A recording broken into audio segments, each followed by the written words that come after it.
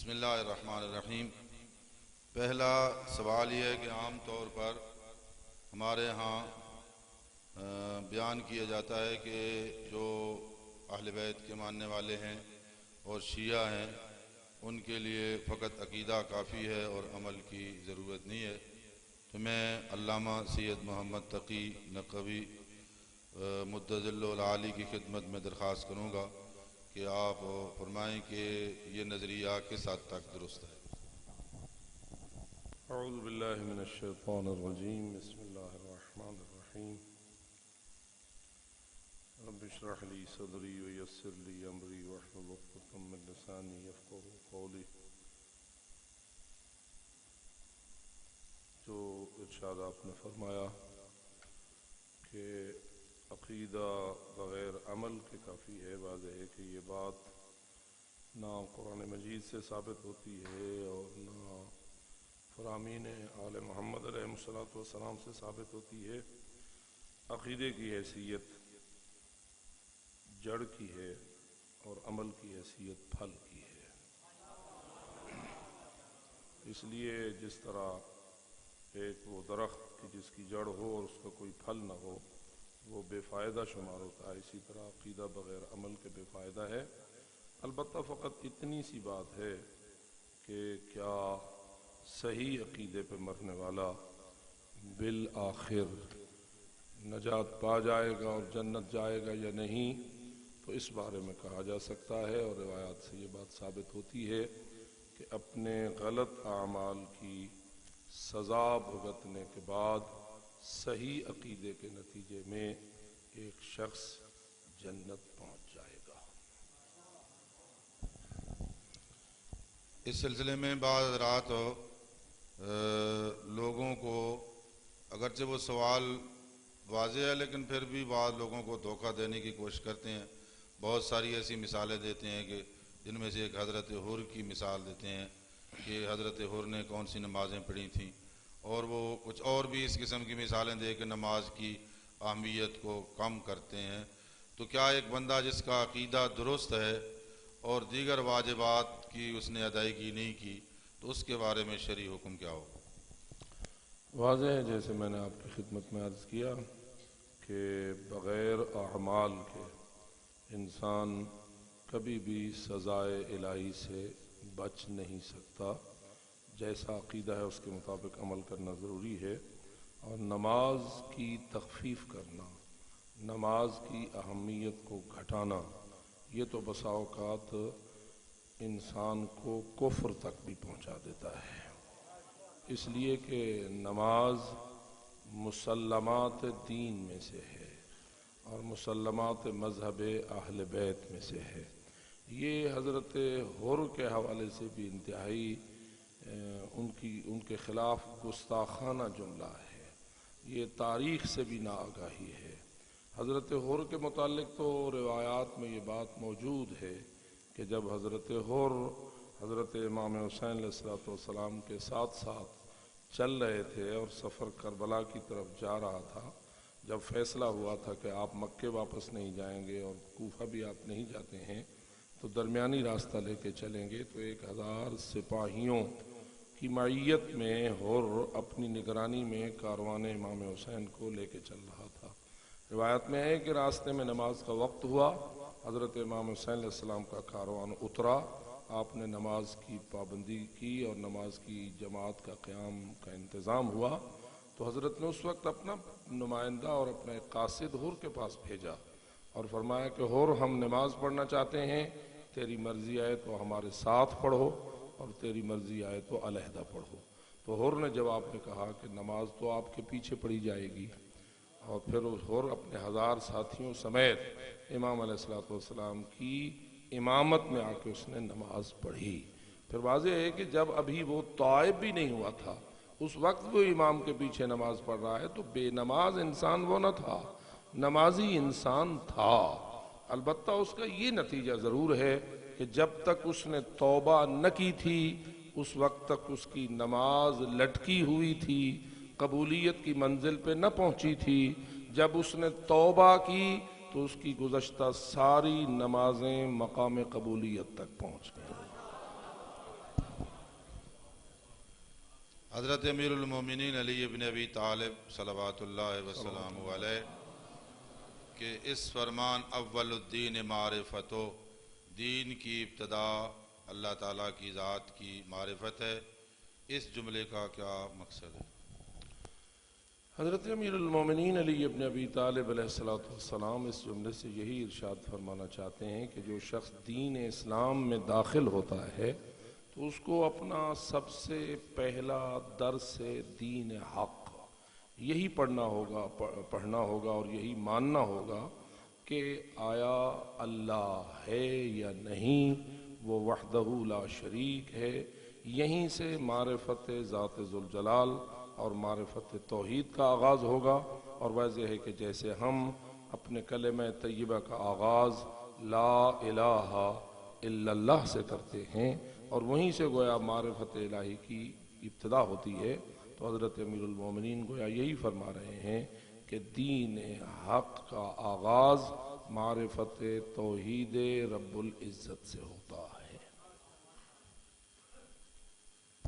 ناج البلاغہ کے اسی خطبے میں حضرت امیر المومنین نے آگے چل کے جو بیان اللہ تعالیٰ کی صفات عین ذات ہوتی ہیں، اور یہ عام طور پر بیان بھی علماء کرام بھی کرتے ہیں، تو اس کی وضاحت چاہتے ہیں کہ صفات کا عین ذات ہونا اور زائد بر ذات ہونے کا کیا معنی ہے؟ واضح ہے کہ ذات احدیت، خالق لم یزل و لا یزال، اور مخلوق، اس میں ایک بنیادی فرق ہے، اس لیے کہ مخلوق کو اللہ وجود دیتا ہے اور پھر اس کے بعد اس موجود کو کمالات سے نوازتا ہے، اور جب ان کو جو کمال اللہ دیتا جاتا ہے وہ اس کمال کے حامل ہوتے جاتے ہیں، اور وہ کمال کبھی ان سے جدا ہو سکتا ہے، کبھی اس سے محروم بھی ہو جاتے ہیں۔ تو مخلوق کی ذات اس کے صفات سے جدا ہے، جیسے کہ آپ میں سے ہر ایک شخص اور ہم سارے اس امر کو محسوس کرتے ہیں کہ ہم جب پیدا ہوئے تو ہمارا وجود تو ہو گیا تھا، لیکن اللہ قرآن میں فرماتا ہے کہ اخرجکم من بطون امہاتکم لا تعلمون شیئا، تم اپنی ماؤں کے بطون سے ایسی حالت میں اللہ نے تمہیں نکالا کہ تم کچھ بھی علم نہ رکھتے تھے۔ لا تعلمون شیئا، تمہیں کسی شے کا بھی علم نہ تھا، اور اس کے بعد آہستہ آہستہ آہستہ ہمارے پاس الف بے سے علم شروع ہوا، اور آج تک جو ہمارے پاس معلومات ہیں وہ ہمارا علم ہے۔ اور اس کے بعد پھر ایسا بھی آتا ہے کہ ہم سے علم جدا بھی ہوتا ہے، نسیان بھی ہوتا ہے، ہم بھولتے بھی ہیں، غلطیاں بھی ہوتی ہیں، سب کچھ ہوتا ہے۔ تو ہم اور ہیں، ہمارا علم اور ہے، لیکن خالق لم یزل و لا یزال جو ہے وہاں اس قسم کی کوئی دوئی نہیں ہے۔ وہاں یہ کہ ذات اور ہے، علم اور ہے، کبھی ذات تھی اس کے پاس علم نہ تھا، پھر اس کو علم حاصل کرنا پڑا اور وہ عالم ہو گیا، اور پھر کبھی بوڑھا ہو جاتا ہے اور کبھی بھول جاتا ہے۔ اس قسم کی باتیں غلط ہیں، اسی لیے کہا جاتا ہے کہ عین ذات ہے اللہ کی ہر صفت اعتباری ہے، انتزاعی ہے، سمجھ آتی ہے۔ اس کو علماء سمجھانے کے لیے یوں سمجھاتے ہیں، اگرچہ کہ مثل نہیں ہے اللہ کا، لیکن سمجھانے کے لیے بعض مثالیں دی جاتی ہیں، جیسا کہ روشن اور روشنی، یہ دو لفظ ہیں۔ روشن اس شے کو کہتے ہیں جس میں روشنی ہو، اور روشنی یہ کیا ہے؟ اب اگر آپ روشنی اور روشن کو آپس میں جدا دیکھنے کی کوشش کریں تو آپ کو روشنی اور روشن میں کوئی خاص جدائی نظر نہیں آئے گی۔ جو روشن ہے وہی روشنی ہے، جو روشنی ہے وہی روشن ہے۔ تو اس کو سمجھنے کے لیے معصومین نے علماء نے ہمیں مثال دی، اگرچہ کہ یہ مخلوق ہے، فقط سمجھانے کے لیے ہے۔ اللہ کی ہر صفت، علم ہو یا قدرت، اس کی عین ذات ہے۔ ایسا نہیں ہے کہ ذات خدا اور ہو، علم خدا اور ہو، ذات خدا اور ہو، قدرت خدا اور ہو، کبھی اس کے پاس علم ہو کبھی نہ ہو، کبھی قدرت ہو کبھی نہ ہو، ایسا ناممکن ہے، اور کبھی بھی اس سے کوئی صفت جدا ہونے کا تصور تک نہیں ہو سکتا۔ اور اگر ہم اس سے جدا مانیں گے تو ہمیں کئی خدا ماننے پڑ جائیں گے۔ ہمیں آخر یہ تو ہو نہیں سکتا ہے کہ ہم علم کو اللہ کو علم سے محروم مانے، اور یہ بھی مانے کہ جب سے اللہ ہے تب سے علم ہے، جب سے علم ہے تب سے اللہ ہے، تو اللہ اور ہوا، علم اور ہوا، اللہ اور ہوا، قدرت اور ہوئی، تو پھر تو کئی ایک معبود اور خدا ماننے پڑ جائیں گے۔ اس لیے تحقیقی مذہب اور حق مذہب یہ ہے کہ وہاں ذات و صفات میں کوئی دوئی نہیں ہے، وہی عالم ہے، وہی علم ہے، وہی قادر ہے، وہی قدرت ہے۔ یہ ایک سوال آیا ہے کہ اللہ تعالیٰ کی ذات عالم ہے، معصومین بھی عالم ہیں، ایک مجتہد بھی عالم ہے، اور ہمارے امام جماعت یا جمعہ جو ہیں وہ بھی عالم ہیں، تو یہ علم کا لفظ جو ان سب کے لیے بولا جاتا ہے کیا ایک معنی میں ہے یا الگ الگ معنوں میں؟ واضح ہے کہ جس کی جیسی شان ہے اس کے لیے اسی طرح لفظ علم بولا جائے گا۔ علم بمانے جاننے کے تو ایک ہے، لیکن جب ذات خدا کو عالم کہا جائے گا تو وہاں علم عین ذات خدا ہوگا، لیکن جب اللہ کے علاوہ کسی اور کے لیے بولا جائے گا تو وہاں ایک تو یہ ہوگا کہ علم اس ذات کا عین نہ ہوگا، وہ ذات اور علم میں وہاں جدائی ہوگی، حتیٰ کہ انبیاء ہوں یا رسل، معصومین ہوں یا کوئی بھی ہستیاں، ان سب کو علم دینے والا دیتا ہے تو وہ عالم ہوتے ہیں۔ حتیٰ کہ قرآن مجید کی یہ دعا جو حضرت رسالت مآب صلی اللہ علیہ وآلہ وسلم کے لیے ہے کہ قل رب زدنی علما، اے میرے حبیب کہہ کہ اے میرے رب میرے علم میں اضافہ کر۔ تو واضح سی بات ہے کہ علم آتا ہے تو ہوتا ہے۔ معصومین کا اور غیر معصومین کا فرق یہ ہے کہ غیر معصومین علم کسب کرتے ہیں، معصومین کو علم وہبی ملتا ہے۔ معصومین کو اللہ علم دیتا ہے، انہیں کسی استاد کا محتاج نہیں کرتا، انہیں کسی معلم کا محتاج بے ایمانہ نہیں کرتا کہ غیر معصوم کے سامنے انہیں زانو تلمذ طے کرنا پڑے اور ان سے سیکھنا پڑے۔ معصوم کو اللہ علم میں فقط اپنا محتاج کرتا ہے یا کسی معصوم کا محتاج کرتا ہے، اور عام طور کے اوپر جو باقی غیر معصوم ہوتے ہیں وہ اپنے ذرائع علم جو ہمارے پاس ہیں ان کے ذریعے حاصل کرتے ہیں۔ تو اس لیے معلوم ہوا کہ لفظ عالم جب اللہ کے لیے بولا جاتا ہے تو اس کی شان اور ہے، جب نبی و رسول و معصوم کے لیے بولا جاتا ہے تو اس کی شان اور ہے، جب عام مجتہدین کے لیے بولا جاتا ہے تو اس کی شان اور ہے، اور جب دیگر علماء کے لیے بولا جاتا ہے تو ان کی شان اور ہے۔ غیر معصوم کا علم کسبی ہے، معصوم کا علم وہبی ہے، اللہ کا علم ذاتی ہے۔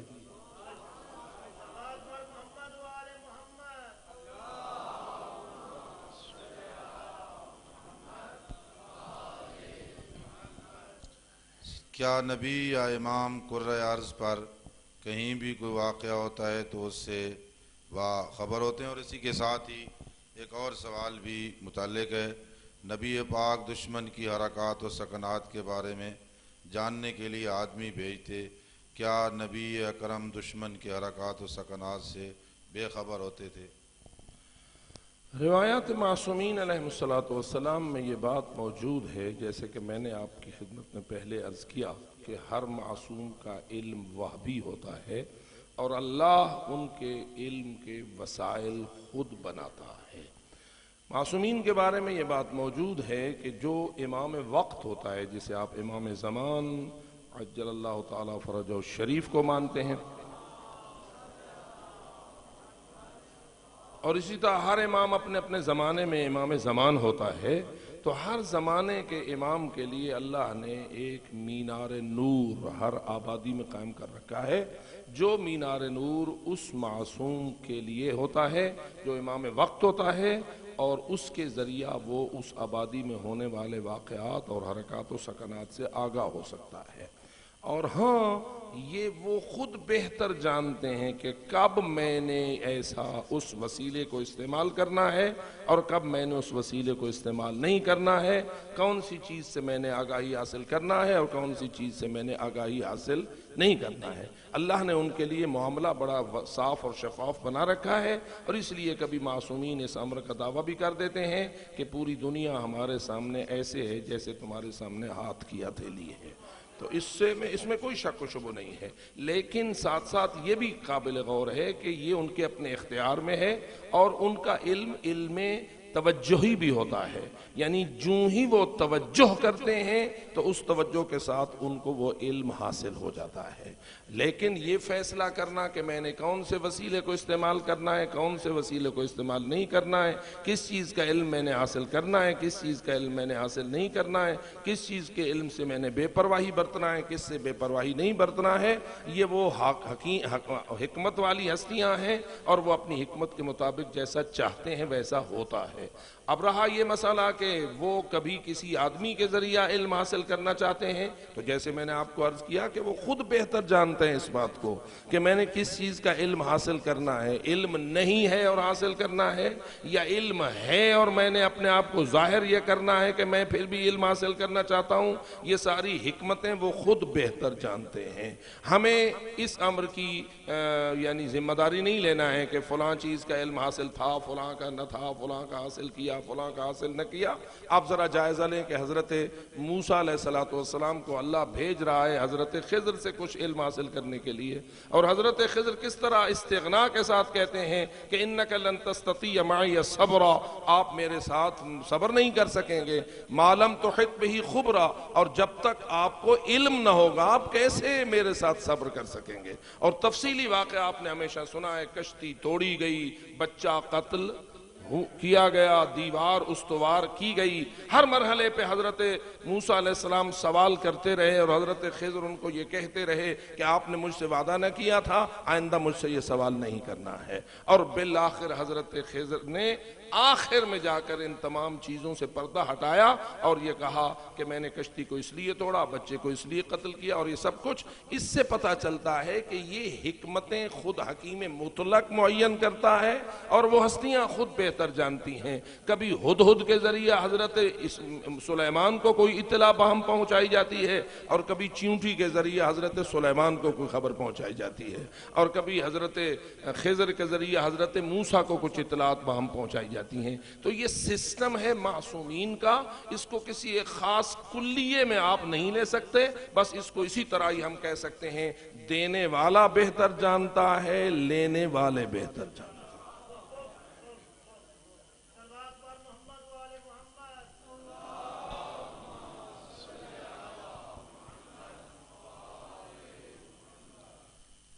یہ بعض لوگ عام لوگوں کو دھوکہ دینے کی کوشش کرتے ہیں، اور حضرت امیر المومنین کے وہ القاب عین اللہ، وجہ اللہ، لسان اللہ، ید اللہ کا معنی جو ہے، جو صحیح معنی ہے اور جو روایات میں بیان ہوا ہے اس سے ہٹ کے بیان کر کے یہاں تک جسارت کرتے ہیں کہ جب آپ خدا کے سارے اعضاء تسلیم کرتے ہیں کہ یہ عین اللہ بھی ہیں، وجہ اللہ بھی ہیں، لسان اللہ بھی ہیں، تو پھر انہیں اللہ کیوں نہیں کہتے؟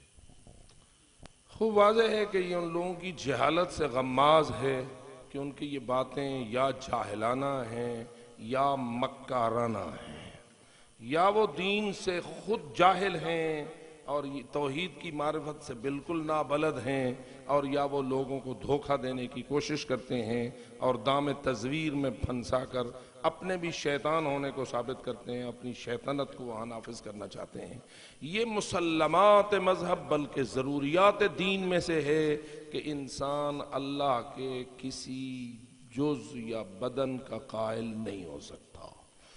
نہ اللہ کا کوئی بدن ہے، نہ اس کے کوئی اعضاء ہے، نہ اس کا کوئی جسم ہے، وہ جسم و جسمانیات سے مبرہ ہے، پاک ہے۔ وہاں تو یہ تصور بھی نہیں ہو سکتا کہ وہ کوئی لائٹ ہے۔ بے شک کہ لفظ نور وہاں بولا جاتا ہے، لیکن وہاں لائٹ کا تصور نہیں ہے۔ ہمیں فقط اتنا ہی ماننا پڑتا ہے کہ وہ جسم و جسمانیات سے پاک ہے، نہ وہاں کوئی آنکھ ہے، نہ وہاں کوئی سر ہے، نہ وہاں کوئی دل ہے، نہ وہاں کوئی ہاتھ ہے، کچھ بھی نہیں ہے۔ پھر یہ الفاظ کیا ہیں؟ الفاظ کیا ہیں؟ تو اصل مشکل یہ ہے کہ جو کلام میں رموز فصاحت و بلاغت ہوتے ہیں ان کی طرف متوجہ نہ ہونا، اور لوگوں کی جہالت اور سطح فکری کو کم تر کر کے ان سے ناجائز فائدہ اٹھانا یہ آج کل کی ایک بہت بڑی مشکل ہے، اور میں آپ کی خدمت میں یہی عرض کروں گا کہ ان مجلس خانوں نے اپنے سامعین کی سطح کو اتنا پست کر دیا ہے، اتنا پست کر دیا ہے کہ اب وہ چاہتے ہیں کہ ہم ان سے جو چاہیں منواتے رہیں، اور آگے بے وقوف بیٹھے ہوئے ہیں یا پارٹی باز بیٹھے ہوئے ہیں جو ان کی باتوں کو ماننا اپنا فریضہ سمجھتے ہیں۔ میں پوچھتا ہوں کہ اسد اللہ کیا حضرت امیر المومنین کا لقب ہے یا نہیں؟ اس اسد اللہ کا معنی کیا ہے؟ عین اللہ، وجہ اللہ اور ید اللہ والی بات اسی سے سمجھ آ جائے گی کہ ہم جب اسد اللہ کہیں گے تو اسد کا معنی کیا ہے؟ شیر۔ تو ہم کیا کہیں گے؟ جو جنگل میں شیر بستا ہے اور جنگل کا بادشاہ ہے، اس شیر کو شیر کس نے بنایا ہے؟ اس کو بھی تو اللہ نے بنایا ہے۔ بس وہ بھی اسد اللہ، علی بھی اسد اللہ، بات ایک ہو گئی۔ ایک دوسرا یہ کہ وہ جانور ہے، اس میں ہزار جانور کی صفات موجود ہیں، تو کس بنیاد پر ہم امیر المومنین کو اسد اللہ کہیں گے؟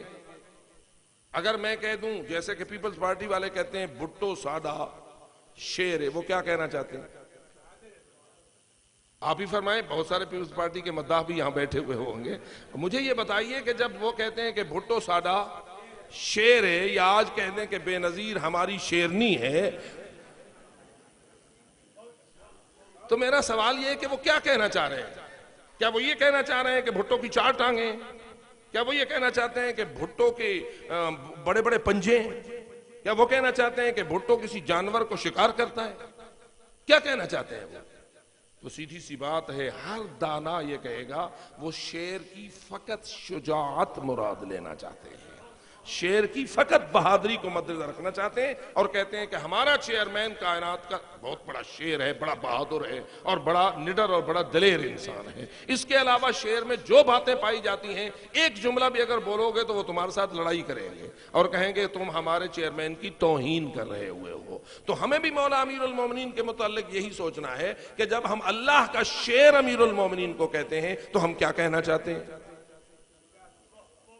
اگر اللہ کہتا ہے کہ یہ میرا شعر ہے، رسول کہتے ہیں کہ یہ اللہ کا شعر ہے، نہج البلاغہ بولتا ہے کہ اللہ کا شعر ہے، اور امیر المومنین نے بہت سارے حضرت حمزہ کے بارے میں یہی کہا ہے کہ وہ شعر خدا ہے، تو ان باتوں میں کیا کہنا چاہتے ہیں؟ اس کا جواب یہی ہے کہ ان کی بہادری اور ان کی شجاعت کو بیان کرنے کے لیے لفظ شعر وہاں استعمال کیا جاتا ہے۔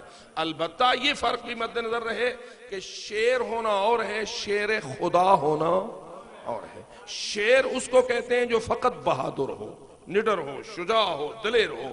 شیر خدا اس کو کہتے ہیں جو اپنی بہادری اور شجاعت کو اللہ کے لیے وقف کر چکا ہوا ہو۔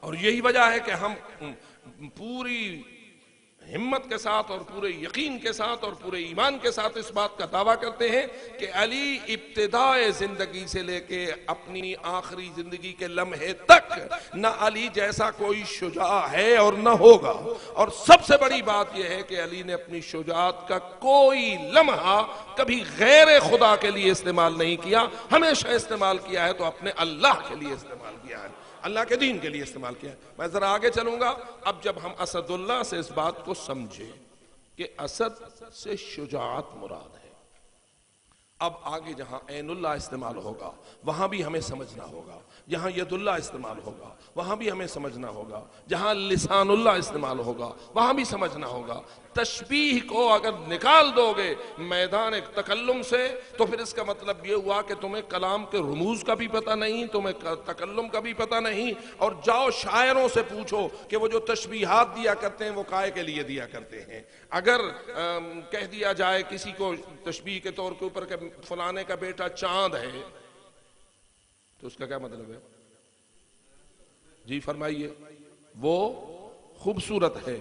اور اگر کہا جائے کہ فلانا تو فلانے کے لیے آنکھ کا کام کرتا ہے، اس کا مطلب یہ ہوا کہ جو آنکھ کام دیتی ہے وہ بندہ اس کے لیے وہی کام کرتا ہے۔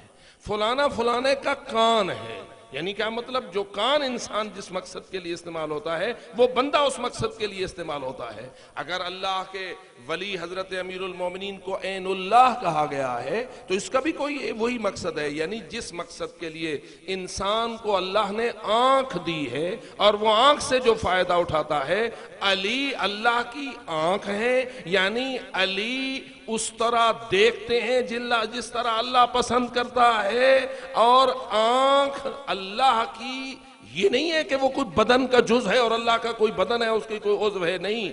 آنکھ کا مقصد علی کے لیے ثابت کرو، ہاتھ کا مقصد علی کے لیے ثابت کرو، زبان کا مقصد علی کے لیے ثابت کرو، یعنی جب علی بولے تو یہ سمجھو کہ اللہ کی زبان بول رہی ہے۔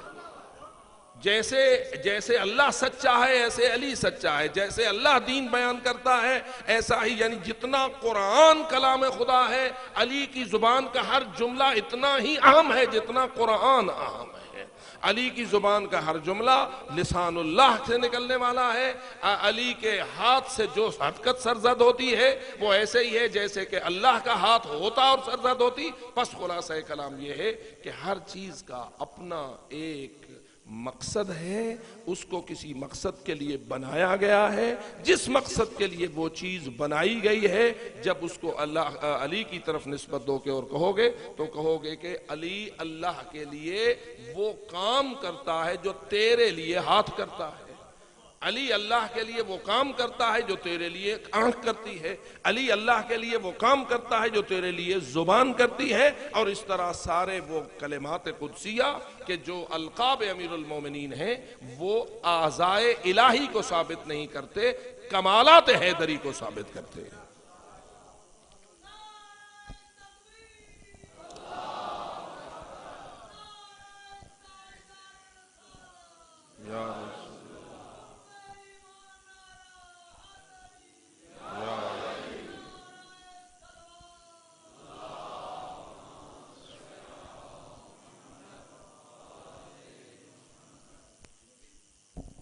نبی و امام مظہر صفات خدا ہیں، اس سے کیا مراد ہے؟ مظہر صفات خدا یعنی وہ معجز نما ہیں، اور ان کے ہاتھوں پر ایسے ایسے معجزات ظاہر ہوتے ہیں جو معجزات بتا رہے ہوتے ہیں کہ اللہ نے ان کو ان صفات کا حامل کیا ہے کہ جو صفات سوائے اللہ کے دینے کے اور کسی کو حاصل نہیں ہو سکتے ہیں۔ اور یہی وجہ ہے کہ جب بھی امیر المومنین ٹھوکر مارتے ہیں تو مردہ زندہ ہو جاتا ہے، جب امیر المومنین انگلی کا اشارہ کرتے ہیں تو سورج پلٹ آتا ہے۔ تو اس طرح معجز نما ہونے سے عبارت ہے، ورنہ واضح سی بات ہے کہ صفات خدا منتقل تو نہیں ہوتے ہیں ائمہ خدا علیہ الصلوۃ والسلام کی طرف، مظہر ہیں۔ مظہر کا معنی ہوتا ہے جائے ظہور، یعنی پتہ چلتا ہے کہ اللہ نے ان کو اپنے صفات کی نشانیاں بنا دیا ہوا ہے، اور ان کی معجز نمائی کو دیکھ کر تجھے قدرت الہی کا پتہ چلے گا، ان کے علم کو دیکھ کر تجھے علم الہی کا پتہ چلے گا، ان کی عصمت کو دیکھ کر تجھے خداوند عالم کا وہ کمال نظر آئے گا جو وہ کسی معصوم کو عطا فرما سکتا ہے۔ اور اس طرح ان کی ذوات قدسیہ اپنے کمالات کے اعتبار سے اللہ کی صفات کا جائے ظہور بن جاتی ہے۔ یہ اللہ تعالیٰ کی ذات نے کچھ لوگوں کو سوال یہ ہے کہ ناقص الخلقت پیدا کیا، کچھ جو ہیں وہ تام الخلقت ہیں، کچھ لوگ ہیں جو خوبصورت پیدا ہوتے ہیں، کچھ بدصورت پیدا ہوتے ہیں، ایک بچہ کسی امیر کے گھر میں پیدا ہوتا ہے اور ایک بچہ کسی غریب کے گھر میں پیدا ہوتا ہے، تو کیا یہ بات اللہ تعالیٰ کے عدل کے منافی نہیں ہے؟ واضح ہے کہ اس سے عدل الہی کو تو کوئی چیلنج نہیں کیا جا سکتا ہے۔ سب سے بنیادی بات یہ ہے کہ اللہ نے اس دنیا کو آزمائش گاہ بنایا ہے، اس دنیا کو دار الابتلا بنایا ہے، اور اس ابتلا میں ضروری ہے کہ سب کو بالکل ایک جیسا نہ بنایا جائے، اور اس طرح پتہ چلتا ہے کہ کسی کی امتحان کی پوزیشن کیا ہے. کسی کو امیر بنائے گا, کسی کو غریب بنائے گا, کسی کو عمارت کے امتحان میں ڈالے گا, کسی کو غربت کے امتحان میں ڈالے گا, کسی کو خوبصورتی کے امتحان میں ڈالے گا. سارے تو یوسف نہیں بن جائیں گے. کسی کو بدصورتی کے امتحان میں ڈالے گا. اور اس طرح ایک تو خوبصورت کے ساتھ بدصورت ہوگا تو پتہ چلے گا کہ خوبصورت کیا ہوتا ہے. امیر کے ساتھ کوئی غریب ہوگا تو پتہ چلے گا کہ امیر کیا ہوتا ہے. جوان کے ساتھ کوئی بوڑھا ہوگا تو پتہ چلے گا کہ جوانی کیا ہوتی ہے. تو اس طرح بھی ضروری ہے کہ کائنات کو ایک ہی صفات سے متصف پیدا نہ کیا جائے. اور دوسرا یہ کہ اللہ نے ایک کے ساتھ دوسرے کو آزمایا ہے, دوسرے کے ساتھ پہلے کو آزمایا ہے. اگر سارے ہی امیر ہوں تو پھر باہمی آزمائش کیسی ہو؟ کوئی کسی کا محتاج نہ ہو, کوئی استاد نہ ہو, کوئی شاگرد نہ ہو, تو کیسے یہ بات بن جائے؟ تو اس لیے اگر آپ حکمت کائنات کو دیکھیں تو اس کے بعد آپ کو یہ نظر آئے گا بلکہ عین عدل یہ ہے کہ جس مقصد کے لیے پیدا کیا ہے اس مقصد کو پورا ہی نہیں کیا جا سکتا ہے جب تک کہ اس طرح نہ کیا جائے. تام الخلقت پیدا ہوتا ہے تو پتہ چلتا ہے کہ ناقص الخلقت کیا ہے. ناقص الخلقت پیدا ہوتا ہے تو تام الخلقت شکر خدا ادا کرتا ہے. ہم اللہ کا شکریہ ادا کرتے ہیں کہ اے اللہ تو نے مہربانی کی, ہمیں اندھا پیدا نہیں کیا. اور اگر سارے کوئی بھی اندھا پیدا نہ ہوتا تو ہم کیسے اپنے اللہ کا یہ شکریہ ادا کرتے؟ تو اس طرح یہ سارا دار الابتلاء ہے, امتحان گاہ ہے, مختلف پرچے ہیں, مختلف سوالات ہیں, مختلف جوابات ہیں. ہمیں ہر پرچے کے لیے بھی تیار رہنا چاہیے اور ہر سوال کو بھی سمجھنا چاہیے اور اس کے جواب کے لیے بھی اپنے آپ کو آمادہ کرنا چاہیے. اور اگر صحیح جواب حاصل کرنا چاہتے ہیں تو محمد و آل محمد کا غلام بننا چاہیے.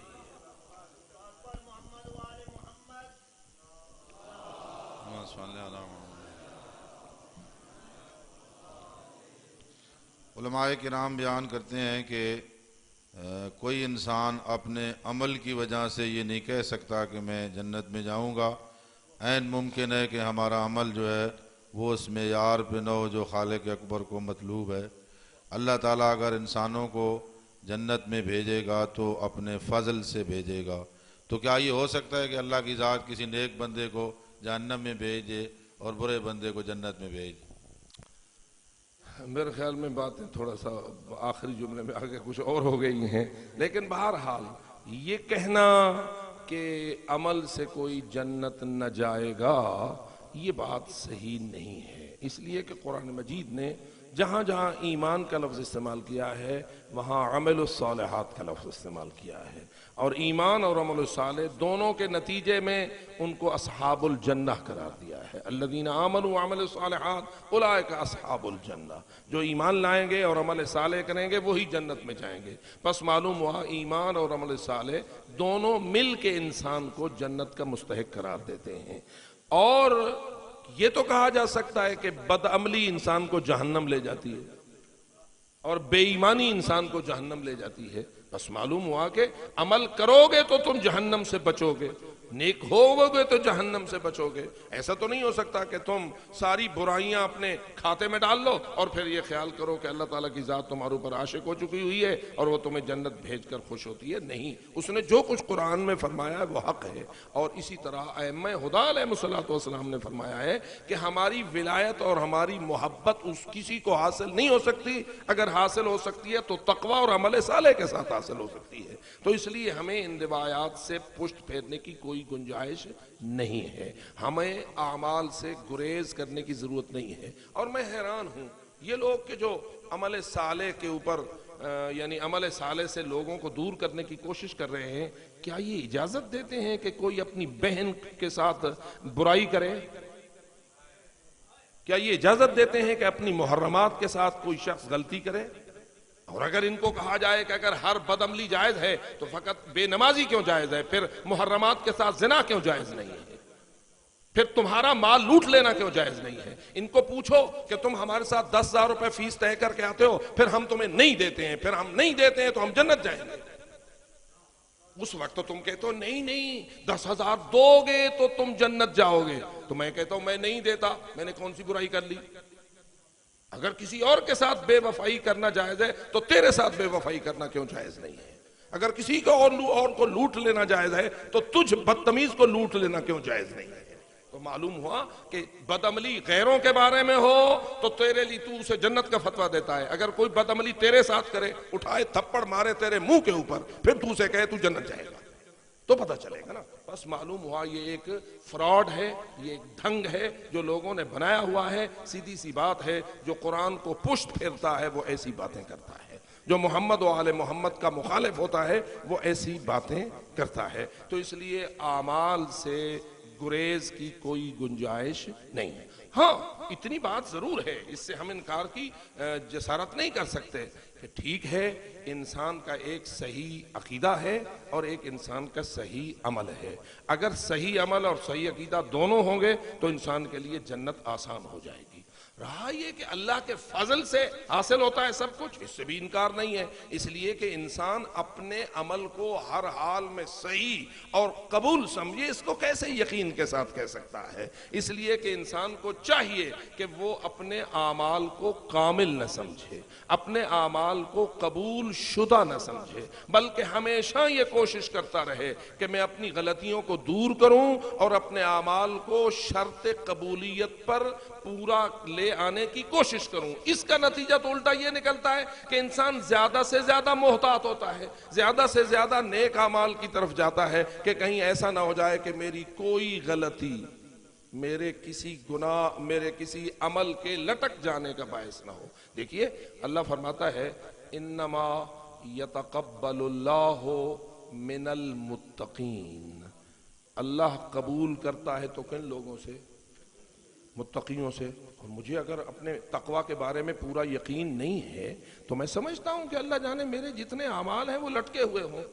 صحیح عمل ہونا اور ہے اور اس کا قبول ہونا اور ہے، تو انسان اعمال کو صحیح انجام دے، پھر اس کے بعد اس کی قبولیت کے لیے کوشاں رہے۔ اس سے انسان واضح ہے کہ زیادہ سے زیادہ محتاط زندگی گزارنے کی کوشش کرے گا، اور اس طرح انشاءاللہ اللہ کا اس پر فضل ہوگا۔ اور اللہ یہ بھی فرماتا ہے کہ میں فضل کس پہ کرتا ہوں؟ اگر فضل اس طرح کرتا ہے کہ وہ نہ کوئی ایمان ہو نہ کوئی عمل ہو تو اللہ ویسے فضل کرتا ہوا نظر آتا ہے۔ اور یہی وجہ ہے کہ ہم اس امر کے قائل نہیں ہیں کوئی یزید کی طرح مر جائے اور اس پہ اللہ کا فضل ہو جائے، کوئی شمر کی طرح مر جائے اور اس پر اللہ کا فضل ہو جائے۔ فضل الہی کے بھی کچھ اصول ہیں، اس کے بھی کچھ قوانین ہیں، اس کے بھی کچھ دستور ہیں، اور ان دستوروں کے مطابق اللہ کا فضل ہوا کرتا ہے۔ بس اس لیے ہمیں فضل کی بھی امید کرنا چاہیے، اور سیدھی سی بات ہے کہ جب عدل کے تقاضے کو سامنے رکھا جاتا ہے تو پھر ہمیں اپنے اعمال پہ اس طرح بھروسہ نہیں ہوتا ہے کہ ہم یہ کہہ سکیں کہ ہم نے جو کچھ کیا ہے وہ 100% صحیح کیا ہے، اور جو کچھ کیا ہے وہ قبولیت کے شرائط پر پورا آتا ہے۔ اسی لیے معصوم فرماتے ہیں حضرت امام جعفر صادق علیہ السلام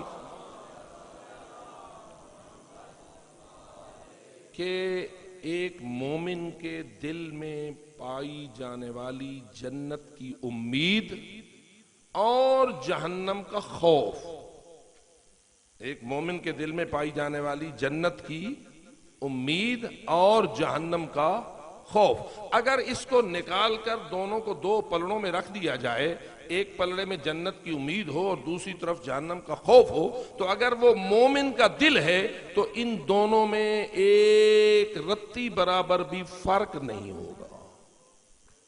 مطلب یہ نکلا کہ انسان کو اپنے اعمال کے ذریعہ امیدوار بھی ہونا چاہیے اور ساتھ ساتھ جہنم کا خوف بھی ہونا چاہیے۔ اس لیے ہم اللہ سے یہ امید کرتے ہیں کہ خداوند تعالی ہمیں جہنم سے بچائے گا اپنے فضل و کرم کے ساتھ، اور ہمیں جنت کا مستحق کرے گا تو بھی اپنے فضل و کرم کے ساتھ۔ لیکن فضل کا مطلب عمل سے دستبردار ہونا نہیں ہو سکتا۔ یہ آپ کے گزشتہ سوال کے جواب میں ایک سوال آیا جی، آپ نے فرمایا ہے کہ علی خدا کی آنکھ کا کام کرتے ہیں، ہاتھ کا کام کرتے ہیں، زبان کا کام کرتے ہیں، اس کا کیا مطلب ہے؟ مطلب تو میں نے سمجھانے کی کوشش کی ہے، پھر میں عرض کرتا ہوں۔ یہ جملہ آگے ایک اور بھی لکھا ہوا ہے کہ اس کا مطلب یہ ہے کہ خدا تمام امور انجام دینے کے لیے علی علیہ السلام کا محتاج ہے۔ دیکھیے یہ اصل تھوڑا سا وہ سابقہ جو صورتحال ہے ہماری مجالس کی، اس کا یہ شخصانہ ہے، اور بات کو سمجھنے کے لیے کچھ تھوڑا سا کلاس سسٹم چاہیے ہے کہ جو کلاس سسٹم سے بندہ نہیں گزرتا اس کو یہ مشکلات درپیش ہوتی ہیں، منتشر معلومات کا مجموعہ انسان بنتا ہے۔ دیکھیے کہ قرآن مجید میں ہے ید اللہ فوق ایدیہم، اللہ کا ہاتھ ہے ان کے ہاتھوں پر۔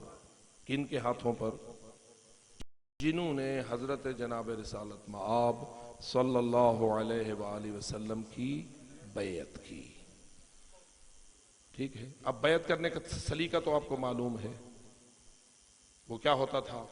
رسول اکرم صلی اللہ علیہ وسلم ہاتھ بڑھاتے تھے اور جو بیعت کرنے والا ہوتا تھا وہ آ کر نیچے ہاتھ رکھتا تھا اور اس طرح وہ بیعت کرنے والوں میں شمار ہو جاتا تھا۔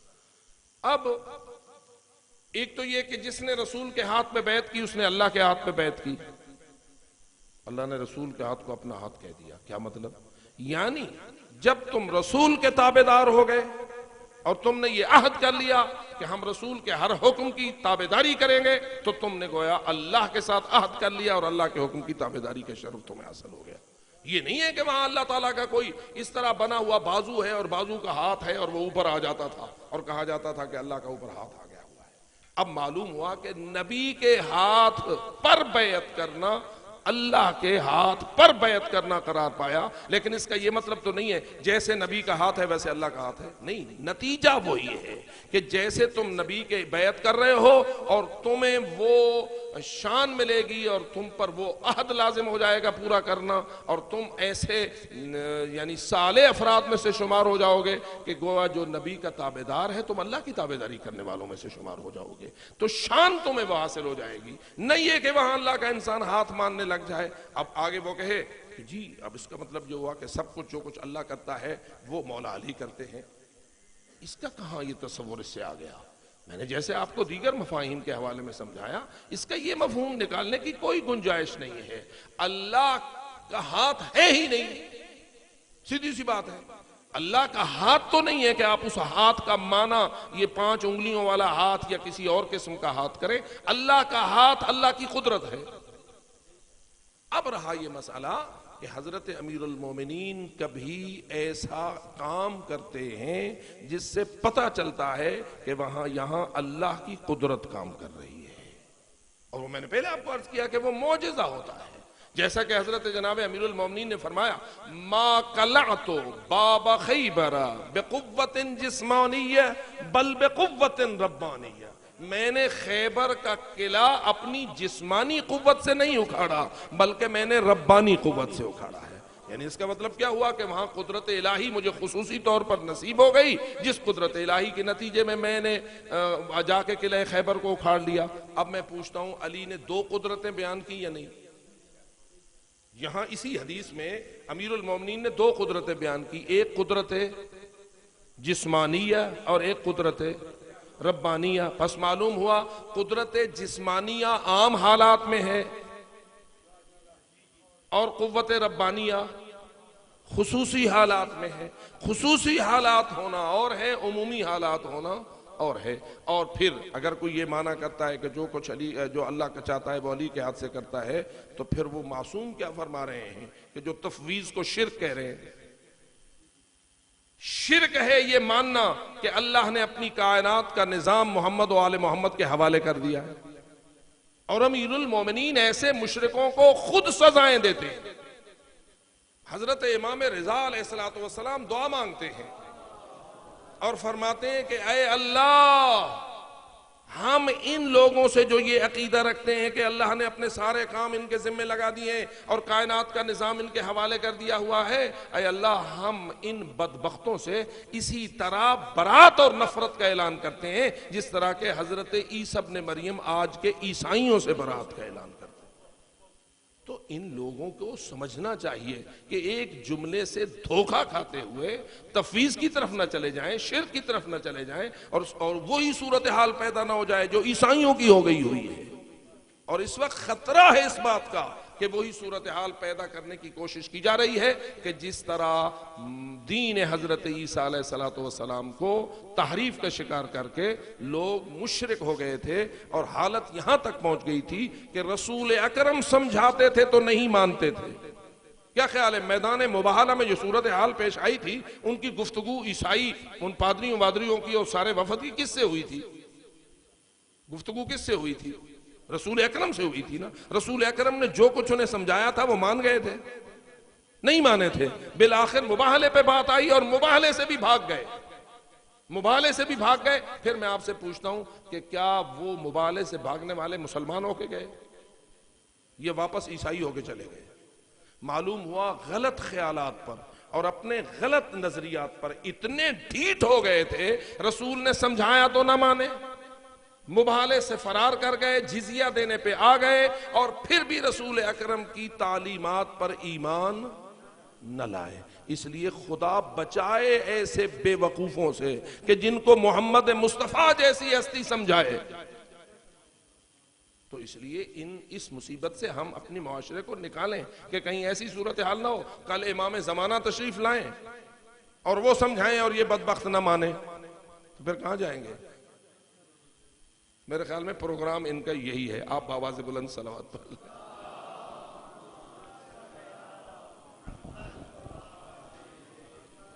جس طرح ملائکہ کے متعلق صحیفہ سجادیہ میں ہے، فرشتوں کے بارے میں ذکر آیا ہے کہ بادل برساتے ہیں، رزق تقسیم کرتے ہیں وغیرہ وغیرہ، اگر یہ اعمال انبیاء اور ائمہ علیہ السلام سے منسوب کیے جائیں تو کیا یہ شرک کہلائے گا؟ لیکن فرشتوں کا بجا لانا کس زمرے میں آتا ہے؟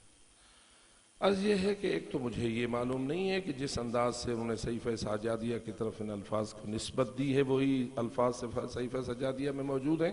صحیفہ سجادیہ کے ان الفاظ کا اس شخص کو حوالہ دینا چاہیے، پھر کچھ بات ہو، کسی کی سنی سنائی کے اوپر بنیاد نہیں رکھنی چاہیے۔ اور دوسری بات یہ ہے کہ قرآن مجید نے جو بات کہی ہے اور معصومین بھی اسی کی تائید کرتے ہیں، وہ یہ ہے کہ والمدبرات امرا، امر الہی کی تدبیر کی ڈیوٹیاں ملائکہ کے ذمے ہیں، اس سے انکار نہیں ہے۔ نظام اللہ کا عالم اسباب ہے، خالق کائنات نے اس نظام کو اب اللہ ان یجری الامور الا باسبابها، کہ اللہ نے اس نظام کو اسباب کے ساتھ مربوط کیا ہے، اور اسباب کی ایک لڑی ہوتی ہے، ایک سبب کے پیچھے دوسرا، دوسرے کے پیچھے تیسرا، تیسرے کے پیچھے چوتھا۔ اسباب اس طرح طول میں بھی چلتے ہیں اور عرض میں بھی چلتے ہیں۔ ان اسباب کو کبھی بھی رب والی حیثیت حاصل نہیں ہوتی۔ رب العالمین وہ ہے جو مسبب الاسباب ہے۔ اس نقطے کو ذرا سارے برادران اپنے ذہن میں بٹھائیں۔ مسبب الاسباب اس کو کہتے ہیں جو اسباب کو اسباب بنانے والا ہے، جو اسباب کو اسباب بنانے والا ہے، اسباب کو تاثیر عطا کرنے والا ہے، اسباب کو سبب ٹھہرانے والا ہے۔ جیسا کہ فرض کیجئے سورج ہماری اس نظام شمسی میں ایک سبب ہے یا نہیں، جس کا بہت زیادہ تعلق ہے ہماری زندگی کے ساتھ، ہمارے نشو و نما کے ساتھ، ہمارے اس کے ساتھ جو پودے اگتے ہیں ان کے ساتھ، فصلوں کے ساتھ، رزق کے ساتھ، ان چیزوں کے ساتھ سورج کا کوئی تعلق ہے یا نہیں؟ تو سورج ایک سبب ہے نا، لیکن سورج کو یہ حیثیت کس نے دی؟ اللہ نے۔ اب سورج کو ہم رب الارباب مان لیں، رب مان لیں، رب العالمین مان لیں، نہیں، سورج کی حیثیت اپنے مقام پر ایک سبب کی ہے۔ ایسے ہی اللہ نے ملائکہ کو بھی اس کائنات میں کچھ ڈیوٹیاں عطا فرمائی ہیں۔ ان کا تعلق ہواؤں کے چلنے کے ساتھ بھی ہے، ان کا تعلق بادلوں کے برسنے کے ساتھ بھی ہے، ان کا تعلق پودوں کے اگنے کے ساتھ بھی ہے، ان کا تعلق انسانی زندگی کے ساتھ بھی ہے۔ انسان جیسے کہ ماں کے پیٹ میں یصورکم کے ساتھ ان کا تعلق ہے، اور ہزارہ اور اس قسم کی ڈیوٹیاں ہیں۔ ان تمام ڈیوٹیوں سے یہ ثابت نہیں ہوتا ہے کہ وہ رب العالمین کی حیثیت رکھتے ہیں۔ وہ اسباب ہیں، کچھ اسباب با اختیار ہیں، کچھ اسباب بے اختیار ہیں۔ مثلا کیا باپ اپنے بیٹے کے وجود میں آنے میں کوئی سبب ہے یا نہیں؟ ماں کا اپنی اولاد کے وجود میں آنے میں کوئی دخل ہے یا نہیں؟ اس باپ کے وجود میں آنے میں دادے کا دخل ہے یا نہیں؟ اس باپ کے وجود میں آنے میں دادی کا دخل ہے یا نہیں؟ اس ماں کے وجود میں آنے میں نانا اور نانی کا دخل ہے یا نہیں؟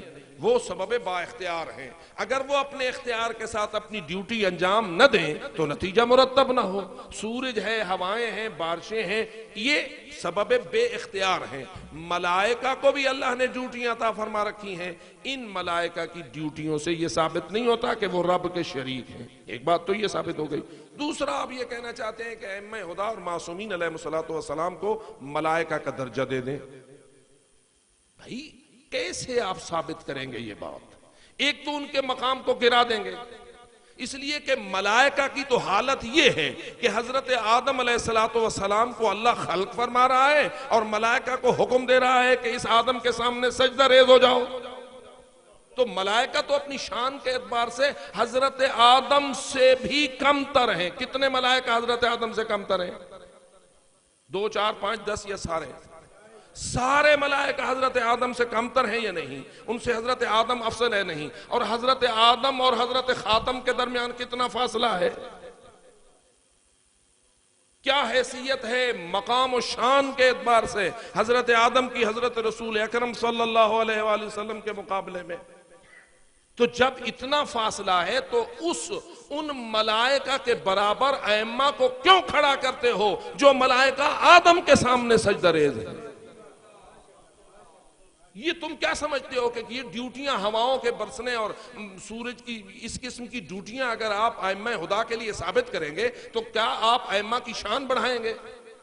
ائمہ کی عزت کو بڑھائیں گے؟ ائمہ کی شان اس سے بلندتر ہے۔ یہ سارے خادم ہیں ملائکہ اور مخدوم کائنات ہیں محمد و آل محمد علیہ السلام، اس لیے ان کی شان کو کم تر کرنے کی جسارت نہ کی جائے۔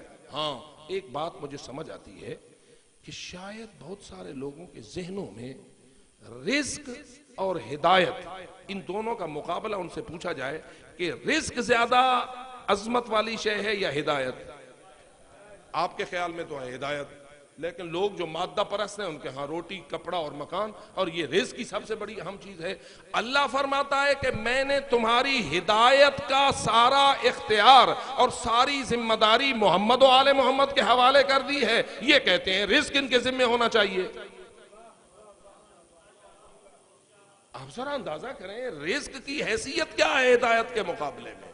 کہاں مقام ہدایت ہے، کہاں مقام رزق ہے؟ اور آپ روٹی، کپڑا، مکان، ہوائیں برسنے، یہ کیا چیزیں ہیں اس کے مقابلے میں؟ اور واضح سی بات ہے کہ اس کے لیے تو اللہ نے یہ نظام بنایا ہے کہ جس کو میں نے پیدا کیا ہے اس تک میرا رزق جائے گا، میں نظام بناؤں گا، اور وہ چونکہ میں نے پیدا کیا ہے اس نے مجھے کہا نہیں تھا کہ مجھے پیدا کر۔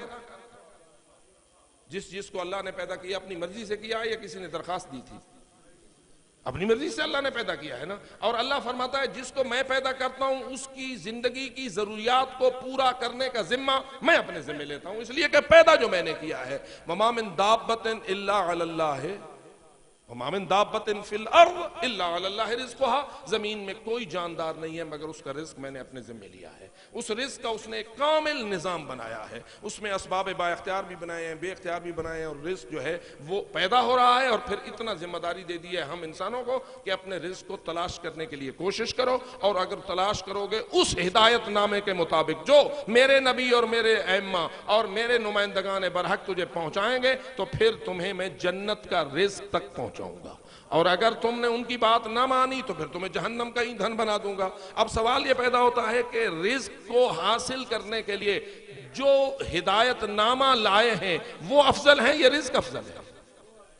تو اس لیے یہ ہماری بہت بڑی بدبختی ہے کہ ہمارے بہت سارے مقررین کے ہاں ہدایت کی وہ حیثیت نہیں ہے جو رزق کی انہوں نے بنا رکھی ہوئی ہے، اور اس لیے وہ رزق کے نظام میں ان کو دخیل کر کے سمجھتے ہیں کہ ہم ان کی شان کو بلند کر رہے ہیں، جبکہ ایسی بات نہیں ہے۔ ملائکہ بہت کم تر ہیں اس سے کہ آل محمد کو ان کی مثل قرار دیا جائے۔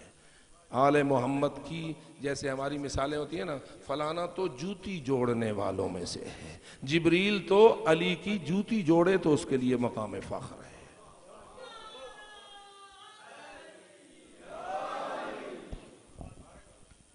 نظام ہدایت کے سلسلے میں سوال ہے کہ غیبت کبریٰ کے دور سے لے کر آج تک عام بندہ یا عام طور پر امام علیہ السلام سے ملاقات یوں نہیں کر سکتا کہ ہر بندہ سوال پوچھے، تو اس سلسلے میں وہ کون سے نمائندگان تھے جن کے ذریعہ ہم تک ہدایت پہنچی؟